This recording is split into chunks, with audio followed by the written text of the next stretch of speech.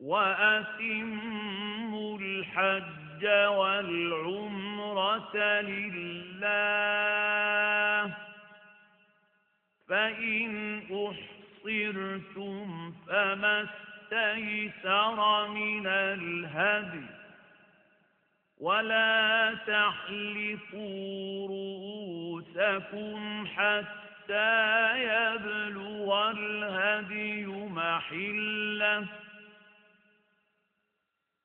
فمن كان منكم مريضا أو به أذى من رأسه ففدية من صيام أو صدقة أو نسك فإذا أمنتم فمن تمتع بالعمرة إلى الحج فما استيسر من الهدي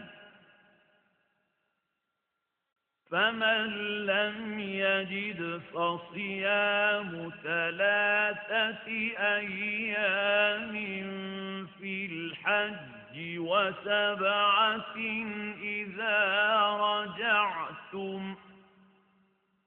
تلك 10 كاملة ذلك لمن لم يكن أهله حاضر المسجد الحرام واتقوا الله واعلموا أن الله شديد العقاب.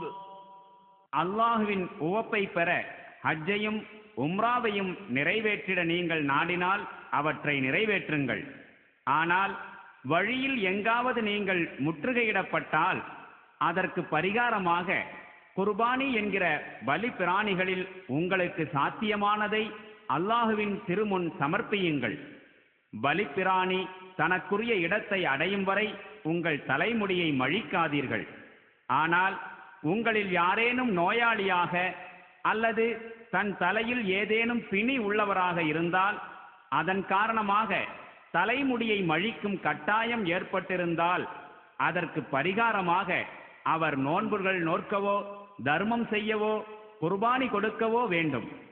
மேலும் உங்களுக்கு அமைதி கிட்டிவிட்டால், இன்னும் ஹஜ்ஜுடைய காலம் வருமுன் நீங்கள் மக்காவை அடைந்து விட்டால், அவ்வாறு அடைந்தவர்களில் எவரேனும் ஹஜ் காலம் வருமுன் உம்ரா செய்ய நாடினால் அவர் பலிப்பிராணிகளில் தனக்கு சாத்தியமானதை குர்பானி கொடுக்க வேண்டும். பலிப்பிராணி கிடைக்க பெறாதவர் ஹஜ்ஜுடைய காலத்தில் 3 நாட்களும் வீடு திரும்பிவிட்ட பின் 7 நாட்களும் நோன்பு நோற்க வேண்டும். இப்படி முழுமையாக 10 நாட்கள் நோன்பிருத்தல் வேண்டும். இந்த சலுகையானது எவர் மஸ்ஜிதுல் ஹராமுக்கு அருகில் குடியிருக்கவில்லையோ அவர்களுக்கேயாகும். அல்லாஹுவுக்கு அஞ்சி அவனது கட்டளைகளுக்கு மாறு செய்யாமல் வாழுங்கள். சின்னமாக அல்லாஹ் கடுமையாக தண்டிப்பவன் என்பதை நன்கு அறிந்து கொள்ளுங்கள். الحج أشهر معلومات فمن فرض فيهن الحج فلا رفث ولا فسوق ولا جدال في الحج وما تفعلوا من خير يعلمه الله وتزودوا فإن خير الزاد التقوى واتقون يا أولي الألباب. ليس عليكم جناح أن تبتغوا فضلا من ربكم فإذا أفضتم عرفات فاذكروا الله عند المشعر الحرام واذكروه كما هداكم فاذكروا الله عند المشعر الحرام واذكروه كما هداكم وإن كنتم من قبله لمن الضالين. ஹஜ்ஜுடைய காலம் அனைவராலும் அறியப்பட்ட சில மாதங்களாகும். எனவே இம்மாதங்களில் எவரேனும் ஹஜ் கடமையை நிறைவேற்ற நாடினால் ஹஜ்ஜின் போது இச்சைகளை தூண்டக்கூடிய சொல், செயல் மற்றும் தீவினை, சண்டை சச்சரவு ஆகியவற்றில் ஈடுபடக்கூடாது. மேலும் நீங்கள் ஏதேனும் நன்மை செய்தால் அதனை அல்லாஹ் அறிந்தவனாகவே இருக்கின்றான். மேலும் நீங்கள் ஹஜ்ஜுக்காக வழித்துணை சாதனங்களை கொண்டு செல்லுங்கள். உண்மை யாதெனில் வழித்துணை சாதனங்களிலெல்லாம் மிக மேலானது இரையச்சம்தான். எனவே நல்லறிவுடையோரே, எனக்கு மாறு செய்யும் போக்கிலிருந்து விலகி வாழுங்கள். ஹஜ் பயணத்தில் உங்கள் இறைவனின் அருளை தேடிக்கொள்வது உங்கள் மீது குற்றமாகாது. இன்னும் அரஃபாத்திலிருந்து நீங்கள் திரும்பி வரும்போது மஷ்அருல் ஹராமில் முஸ்தலிஃபாவில் தங்கி அல்லாஹ்வை நினைவு கூறுங்கள். மேலும் அவன் எவ்வாறு தன்னை நினைவு கூற வேண்டுமென்று உங்களுக்கு அறிவுறுத்தி இருக்கின்றானோ அவ்வாறு அவனை நினைவு கூறுங்கள். இதற்கு முன்னரோ நீங்கள் வழி தவறியவர்களாயிருந்தீர்கள். ثم أفيضوا من حيث أفاض الناس واستغفروا الله إن الله غفور رحيم. فإذا قضيتم مناسككم فاذكروا الله كذكركم آباءكم أو أشد ذكرا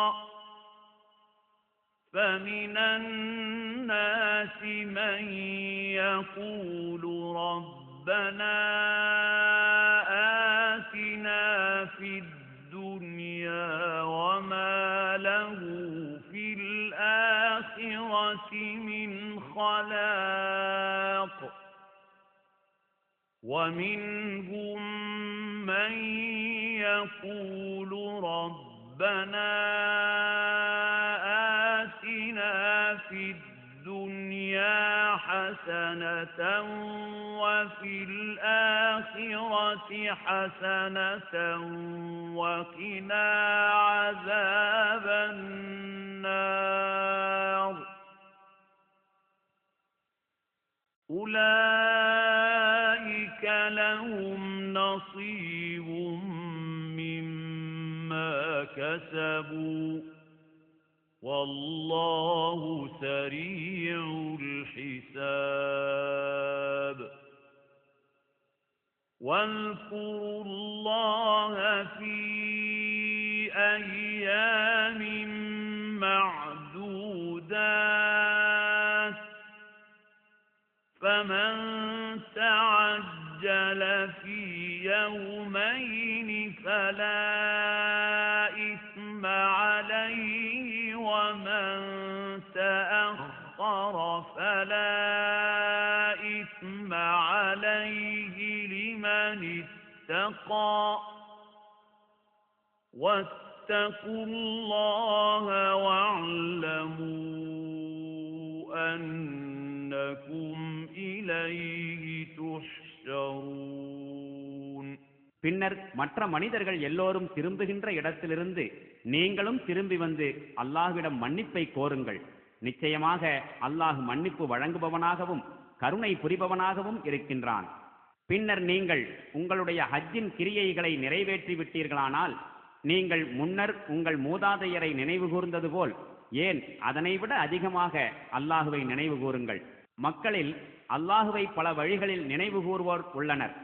சிலர், எங்கள் இறைவனே, உலகத்திலேயே எங்களுக்கு எல்லாவற்றையும் தந்துவிடு என்று பிரார்த்திக்கின்றனர். அத்தகையோருக்கு மறுமையில் யாதொரு நற்பேரும் இல்லை.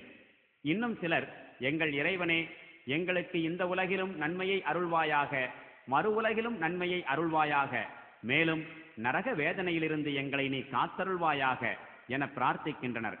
இத்தகையவர்களுக்கு அவர்கள் எதனை சம்பாதித்தார்களோ அதற்கேற்ப ஈருலகிலும் நற்பேறு உண்டு. மேலும் கணக்கு வாங்குவதில் அல்லாஹ் மிக விரைவானவன். இன்னும் குறிப்பிடப்பட்ட சில நாட்களில் நீங்கள் அல்லாஹுவை நினைவுகூரல் வேண்டும். பின்னர் எவரேனும் 2 நாட்களில் அவசரமாக திரும்பிவிட்டால் அவர் மீது குற்றமேதும் இல்லை. எவரேனும் சிறிது தாமதித்து புறப்பட்டால் அவர் மீதும் குற்றமில்லை.